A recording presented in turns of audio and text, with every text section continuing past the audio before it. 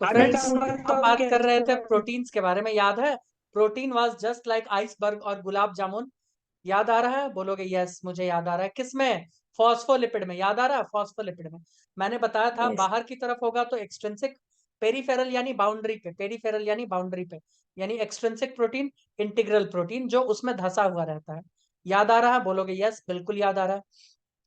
तो extrinsic protein के बारे में देखो, दीज आर सुपरफिशियली अरेंज्ड, यानी ऊपर ऊपर से अरेंज्ड होता है on the surface of lipid layer and can be separated easily. These proteins have enzymatic activity. अच्छा एक बात मैं बताना भूल गया, ये जो हमने दो टाइप का प्रोटीन का बात किया है ना, ध्यान से सुनना। ये हमने जो दो टाइप का प्रोटीन का बात किया, ऑन व्हाट बेसिस, अगर मैं पूछ लूं इनका आधार क्या है, तो क्या जवाब दोगी? इसका आधार है कि किसको कितना इजीली सेपरेट किया जा सकता है, उस आधार पे हमने बोला कि ये दो तरह के होते हैं। कितने तरह के होते हैं दोस्तों? दो तरह के होते हैं। बोलो कोई दिक्कत? बोलोगे नहीं श्रीमान कोई दिक्कत नहीं, है ना? इसी बेसिस पे अगर किसी को इजीली तुम निकाल सकते हो फॉस्फोलिपिड से, तो वो हो जाएगा एक्सट्रिंसिक। किसी को इजीली नहीं निकाल सकते हो, देखो they can not easily remove, तो वो हो जाएगा इंट्रिंसिक। बताओ कोई दिक्कत? बोलोगे नहीं सर कोई दिक्कत वाली बात नहीं है ना? बोल लो भाई बोल लो। अरे यस। ओमकार तुम तो बोल लो, दुनिया वाले नहीं बोल रहे, दुनिया वालों को गोली मारो, तुम तो बोलो। तुम तो पुरुष हो या नहीं हो? चलो नहीं हो तो ठीक है, आओ। हाँ सर। हाँ। इंट्रिंसिक और इंटीग्रल प्रोटीन, है ना? These protein are tightly binds with the phospholipid, क्योंकि अंदर फंसे हुए होते हैं और इनको इजिली रिमूव नहीं किया जा सकता। कुछ तो आधा धसे होते हैं और कुछ पूरे के पूरे धसे हुए होते हैं। ठीक है? तो पार्शियली बरीड यानी थोड़े बहुत धसे हैं, टोटली बरीड यानी कंप्लीटली धसे हुए हो। तो कंप्लीटली जो धसे हुए होते हैं, एक है करियर प्रोटीन, एक है टनल प्रोटीन। करियर प्रोटीन कैसे काम करता है उसका थोड़ा सा मैं छोटा सा उदाहरण देना चाहूंगा। ठीक है? मैं बोल रहा हूं इधर गंदा नाला बह रहा है, दिख रहा है तुमको मृणाली? अब ओमकार को इधर से उधर जाना है। ठीक है? तो ओमकार तो इस गंदे नाले में कूद के चला जाएगा, लेकिन मान लो मृणाली को इधर से उधर जा रहा है, तो क्या मृणाली तुम ऐसे जा पाओगे? नहीं जा पाओगे। तुम नहीं जा पाओगे। क्या मैं गलत बोल रहा हूं? तो हम क्या करेंगे, नहीं। इधर एक टनल बना देंगे, एक टनल बना दिया अंदर ही अंदर, अंदर अंदर। अब यहां से तुम सांप की तरह रेंग के निकल जाओगे, हाँ या ना? तो इसे कहते हैं टनल प्रोटीन। क्या कहते हैं? Tunnel protein. इसके अंदर से चीजें चली जाती है।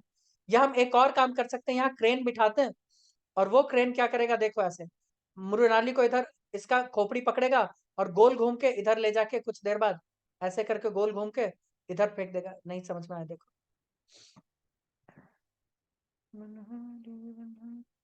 ये प्रोटीन है करियर प्रोटीन। चीजों को यहाँ पे पकड़ा और ये पहले ऐसे घूमा, फिर ऐसे घूमा, चीजें इधर छोड़ा, फिर से इधर घूम गया। तो करियर प्रोटीन गोल घूम के या ऐसे घूम के चीजों को इधर से उधर ले जाता है। यानी कहते हो कि सर इसका मूवमेंट होता है। कुल मिला के यही कह सकते हो कि करियर, नाम क्या है? करियर। तो करियर प्रोटीन मूव करता है, इधर से उठा के इधर ले जाता है, फिर वापस इधर आता है, फिर पकड़ के ले जाता है। समझ रहे हो? जबकि टनल ऐसा कुछ नहीं, टनल तो सीधा पड़ा हुआ है, जाना है तो अपना सीधा जाओ। तो इससे तुम बोलोगे सर इसका ये अर्थ हुआ कि टनल प्रोटीन जनरली जनरली ऐसा काम करेगा जिसमें कोई एनर्जी का इन्वॉल्वमेंट नहीं है, पैसिव ट्रांसपोर्ट। यहाँ कोई चीज ज्यादा है तो यहाँ से कम की तरफ अपने आप चला जाएगा।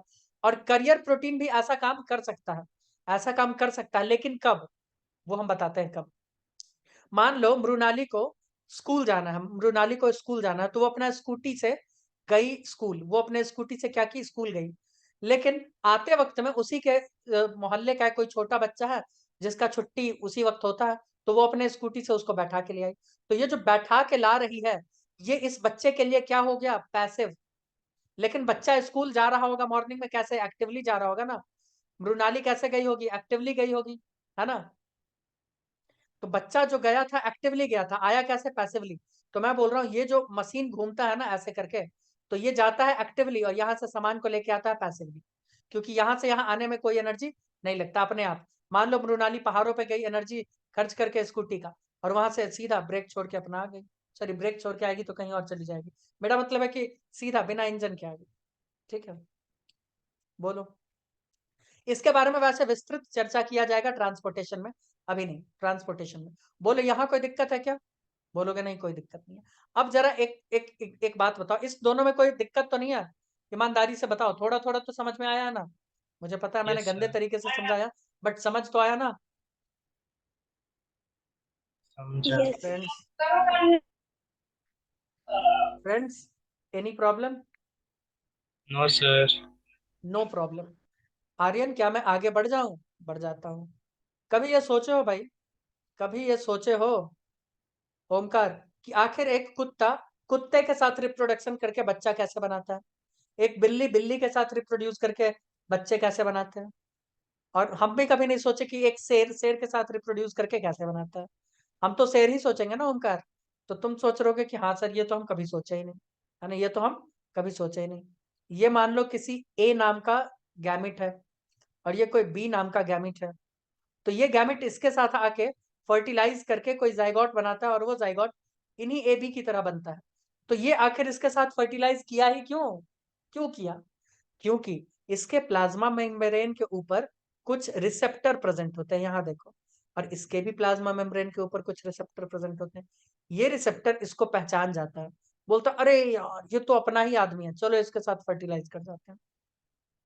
तो ये जो रिसेप्टर होता है ना, ये रिसेप्टर कुछ नहीं होता। वो जो ग्लाइकोप्रोटीन और ग्लाइकोलिपिड नाम सुने थे ना अभी कुछ देर पहले, अरे कल बताया था ना, प्रोटीन अगर हाँ लिपिड के सर। ऊपर होगा तो ग्लाइकोलिपिड, सॉरी, ग्लूकोज अगर प्रोटीन के ऊपर होगा, या कार्बोहाइड्रेट अगर प्रोटीन के ऊपर होगा तो ग्लाइकोप्रोटीन, लिपिड के ऊपर कार्बोहाइड्रेट होगा तो ग्लाइकोलिपिड। याद आ रहा है? लाइक। यस बोलोगे सर। हाँ। तो वो जो ग्लाइकोलिपिड और ग्लाइकोप्रोटीन है ना, वही है वो रिसेप्टर, बस और कुछ नहीं है। ध्यान से देखो, आओ। ऑलिगोसैकेराइड, सुगर। ऑलिगोसैकेराइड का मतलब होता है 2 से लेके 8 तक मोनोमर होते हैं उसमें, ऐसे मोती, मैंने बताया भी था। The glycolipid and the glycoprotein on the outer surface of plasma membrane are involve in cell to cell recognition.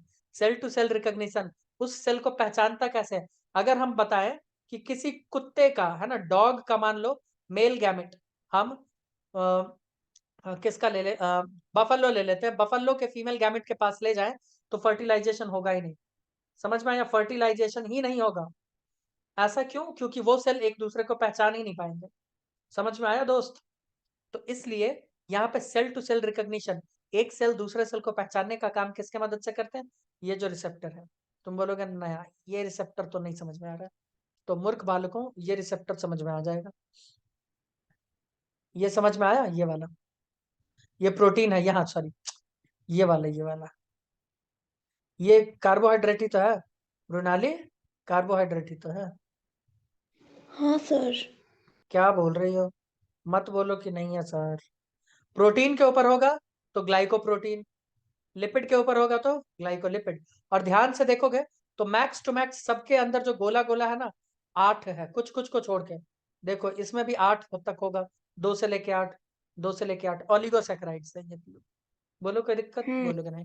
इसके अलावा नो। ये प्रोटीन देख रहे हो, रुको मैं इसको अलग कलर से दिखाऊंगा, ब्लैक से ही दिखाते हैं, चलो ब्लैक से दिखा।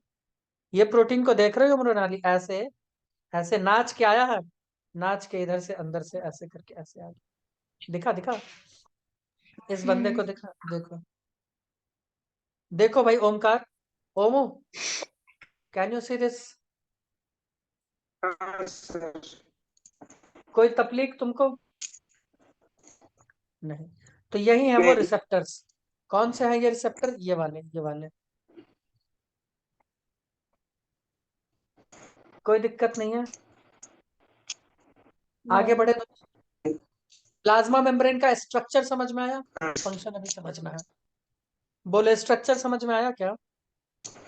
अब इस सवाल का जवाब दो, चलो जल्दी से। ब्रू नाली, जवाब तो दो। 1 मिनट रुको, जवाब मत दो, 1 मिनट रुको। जवाब तो लिखे है वहां पे। कोई चीटिंग नहीं करेगा, नहीं तो हड्डी तोड़ देंगे। ओमकार तो कर लिया होगा, वो हमको पता है पूरा अच्छे से।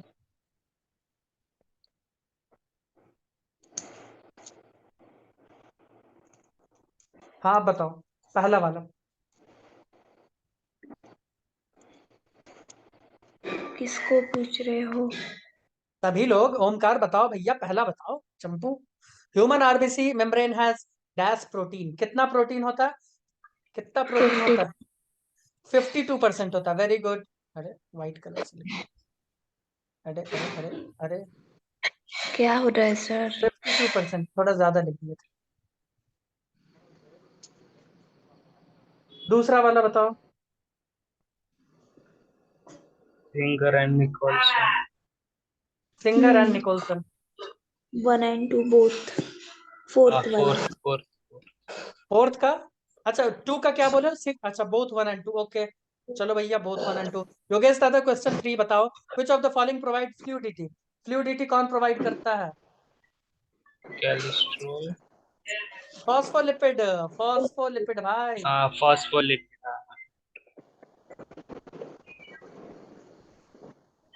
चलो आगे आगे बताओ।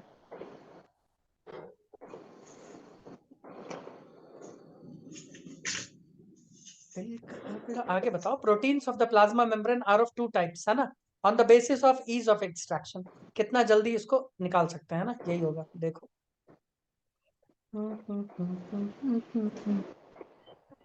चलो दोस्तों आगे आओ। ट्रांसपोर्ट। ट्रांसपोर्ट यही इसका मेन फंक्शन है भाई। ये समझ गए तो इस चैप्टर में अब कुछ बचेगा ही नहीं। समझना चाहोगे दोस्तों? समझना चाहोगे? आओ समझो, ध्यान से सुनो। हाँ सर। अब एक दो टर्म याद रखना। वो याद है ना, हाइड्रोफोबिक हाइड्रोफिलिक का कहानी? तुम बोलोगे हाँ। Yes sir. हाइड्रोफोबिक मतलब क्या था? हाइड्रोफोबिक, फोबिया मतलब डर, जिसको पानी से डर लगता है। और हाइड्रोफिलिक यानी क्या था? जिसको पानी पसंद है। करेक्ट। हाइड्रोफिलिक कौन सा एंड था? हेड वाला एंड, याद आ रहा है? टेल वाला एंड था नॉन पोलर यानी हाइड्रोफोबिक। गॉट इट या नहीं गॉट इट? अरे बोलो भाई, गॉट इट या नहीं गॉट इट? ओके।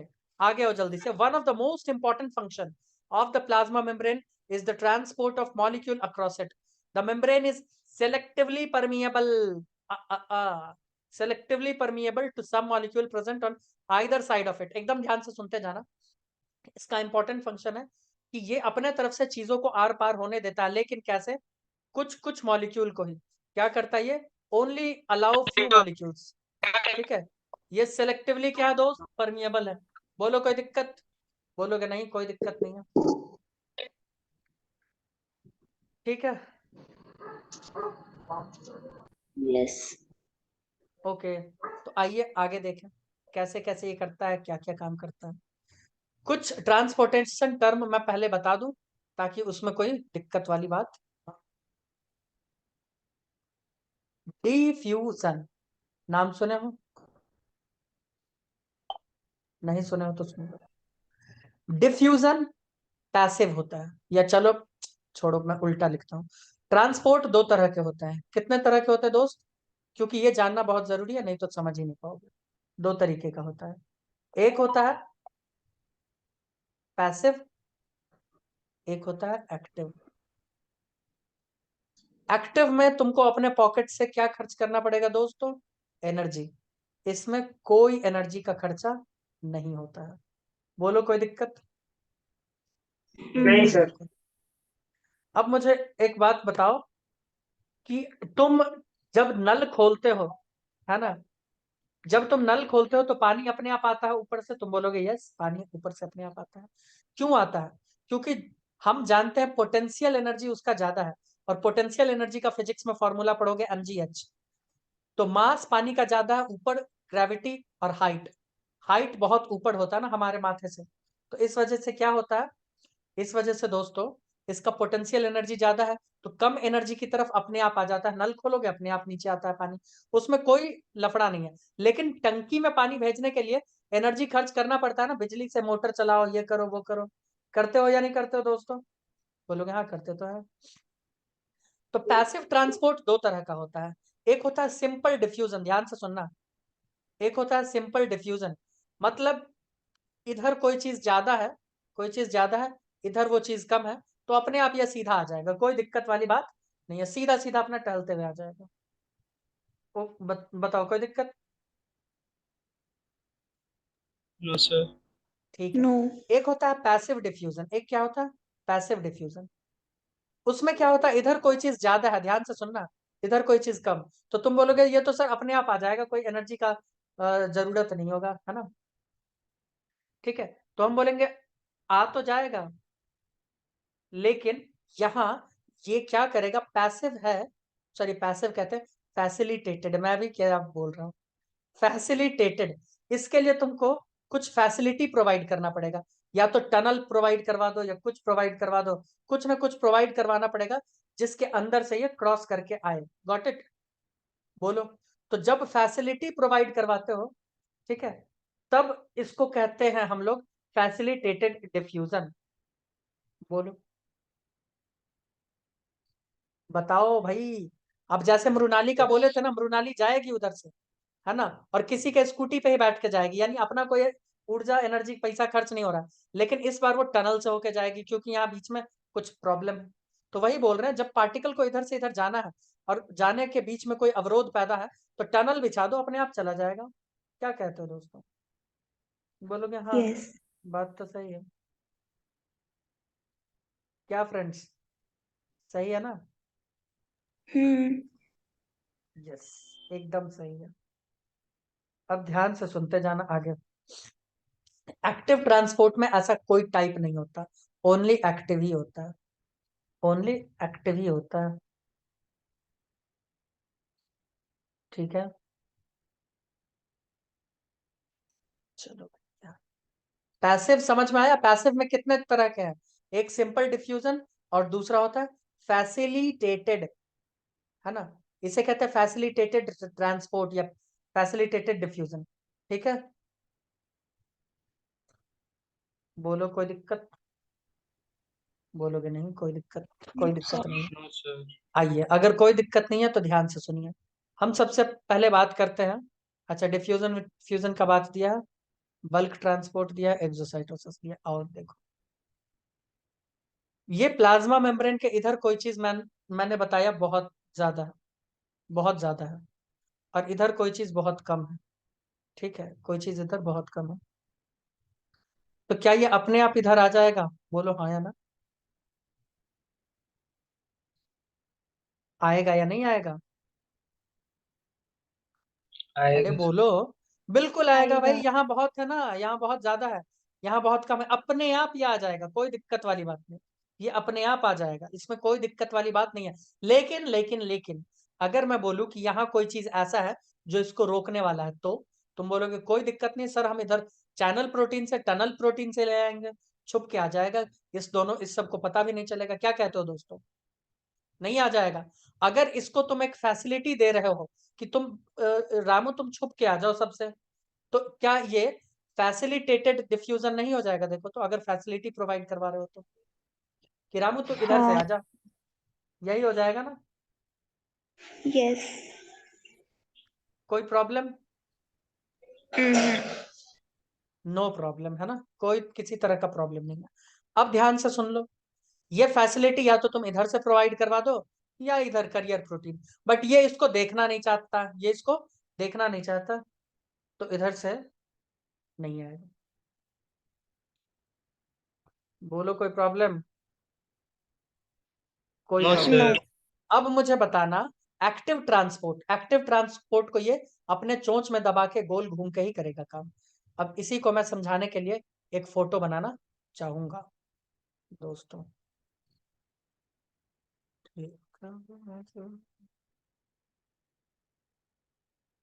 ये मान लो वो लिपिड का लेयर है, ये क्या है? वो लिपिड का लेयर। ठीक है, ध्यान से सुनना मैं कैसे बना रहा हूँ इसमें। ये कलर नहीं, रेड कलर।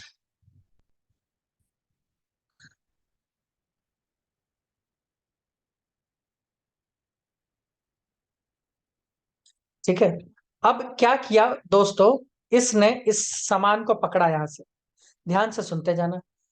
ये क्या किया, इधर घूमा, मैं थोड़ा छोटा बना रहा हूं, फिर ये वापस ऐसे आया, ध्यान से सुनना, यहाँ पे सामान है, और यहां से ये छोड़ दिया।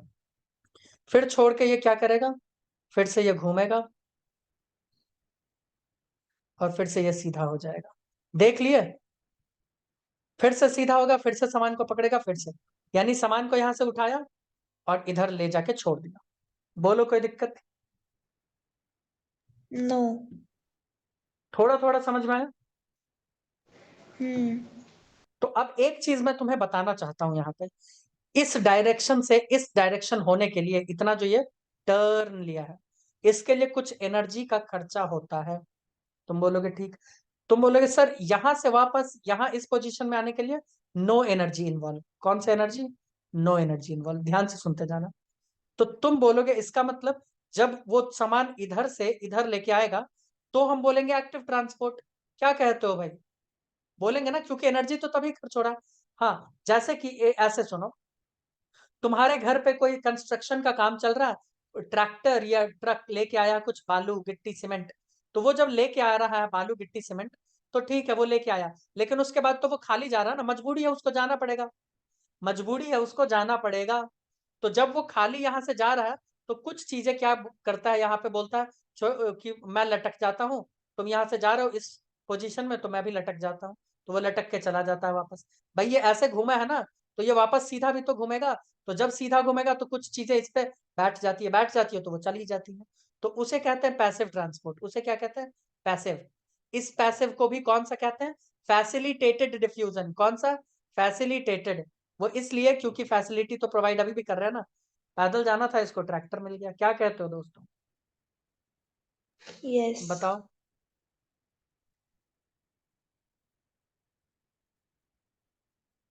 बोलो बोलो। Yogesh, got it? Yes, sir. Great, very great. तो करियर प्रोटीन का कहानी समझ में आया? ये जो मैं अभी तक कहानी सुना रहा था, ये था करियर प्रोटीन का। करियर प्रोटीन नाच नाच के हेल्प करता है। क्या करता है? नाच नाच के हेल्प करता है। ठीक है, कोई दिक्कत? बोलोगे नहीं No, कोई sir. दिक्कत? चलो बहुत अच्छी बात, very good very good. Channel protein का भी समझ में आया? देखो एटीपी का इन्वॉल्वमेंट, एटीपी का जब जब इन्वॉल्वमेंट होता है ना, तो एटीपी अपना एक इनऑर्गेनिक फॉस्फेट लूज करता है। ये कैसे होता है थोड़ा सा जान लो। एटीपी जब टूटता है तो एडीपी प्लस आईपी। तुम बोलोगे एक मिनट सर, जब यहाँ पे बॉन्ड टूटेगा तो एनर्जी रिलीज होगा। हम बोलेंगे यस। तो जो एनर्जी रिलीज होता उसी एनर्जी की मदद से घूम जाता है। देखो, बॉन्ड में पढ़े हो ना, बॉन्ड बनना एक एंडोथर्मिक प्रोसेस है, सॉरी बॉन्ड बनना एक एक्सोथर्मिक प्रोसेस है, एक्सोथर्मिक। और बॉन्ड टूटना एक एंडोथर्मिक। बट यहाँ जब बॉन्ड टूटता है ना, जब यहाँ बॉन्ड टूटता है ना दोस्त, तो एक्सोथर्मिक, क्योंकि कुछ एनर्जी हम देते हैं उसके बाद ये टूटता है और न्यू चीजें बनती है, तो न्यू बॉन्ड बनेगा तो एनर्जी रिलीज होगा। बोलो कोई दिक्कत? बोलो। नहीं। नो दिक्कत। प्यार का तोहफा तेरा बना है जीवन मेरा। चलो बहुत अच्छी बात है। इसे कहते हैं वाया करियर पंप। पंप यानी इधर से उधर जो घूमता है, जैसे मोटर इधर से लेके उधर फेंकता है पानी को, सेम कहानी वैसा ही है। ठीक है, अब ध्यान से देखो, सिंपल डिफ्यूजन तो कोई दिक्कत नहीं है। इसके बाद आता है फैसिलिटेटेड डिफ्यूजन।